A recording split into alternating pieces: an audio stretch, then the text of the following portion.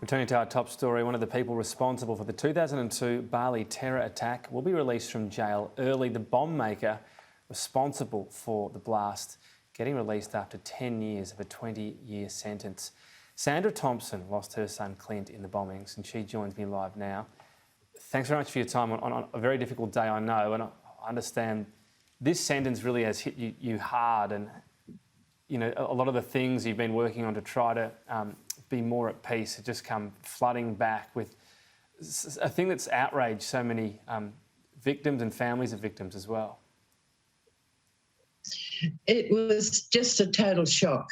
I wasn't expecting it, and my reaction I wasn't expecting. I didn't know that I'd feel upset, and I just don't think that for the 202 people he murdered, and he knew what he was doing, that he deserves to be let out yet.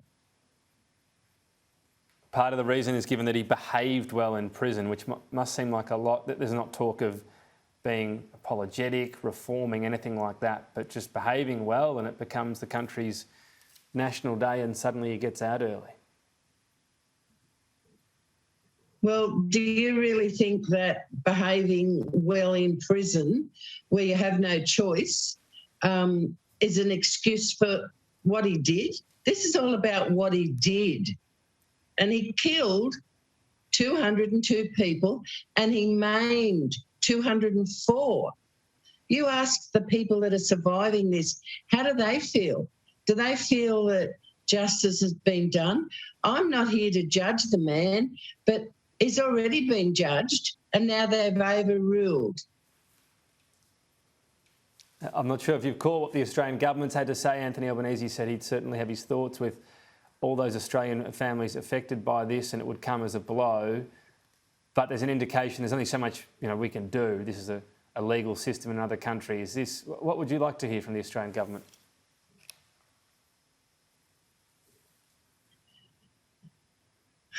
That's a really hard question. I don't think the Australian government has even thought about the 20th anniversary, and the Indonesian government definitely has, because why have they let this man out just before the anniversary? We didn't need this. It's like a slap in the face. They could have done it at another time when it wasn't so significant to all of us, but no, they do it right before the 20th anniversary, and that to me is a total insult to everybody. And in terms of that, I mean, we know it's their national day, but as you say, I mean, even if a decision were made, whatever it might be, the release happening right now is what's hitting home.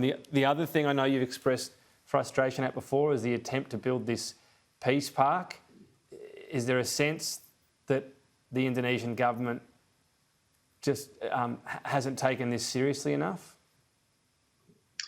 All of the people in Australia that worked hard to get this going for the last 20 years, we've had to walk away. We never got anywhere. Every time we'd be in negotiations, the price would go up. And I'm not talking about a few dollars, I'm talking about millions. So most of us that worked so hard for 20 years, we've had to walk away. We weren't winning this battle. The Australian government, premiers and the Prime Minister, whoever it was at the time, have all backed it. But Indonesia hasn't backed us. Look, we're rightfully focusing on this decision today, and it's certainly been an item we've given a lot of prevalence to. We'll keep hearing what the Australian government has to say, Indonesian government as well. But why don't we end on an opportunity for you to talk about your son, Clint, and how you remember him? Well, Clint was 29. He was the president of Coogee Dolphins. He was my second son of 7 children. He is missed every day by his brothers and sister. His young sister now has a baby girl, and that really hurts that Clint hasn't seen his nieces and nephews. He didn't get to see one, not one of the 10. And that's really sad, because he was a family man. He was all for helping anybody whenever he could. And he was a great loss to the community and our family. It really comes through. Look, we appreciate your time on a difficult day. We thank you for your thoughts today on Clint, but also on trying to continue to push this issue and just make it clear it's not seen as acceptable, these prison sentences being... It's not right, is it? No, for being cut for ostensibly what we're hearing is good behaviour. So, look, I'm sure we'll hear more about it, Sandra. We really appreciate your time today. Thank you. Thank you.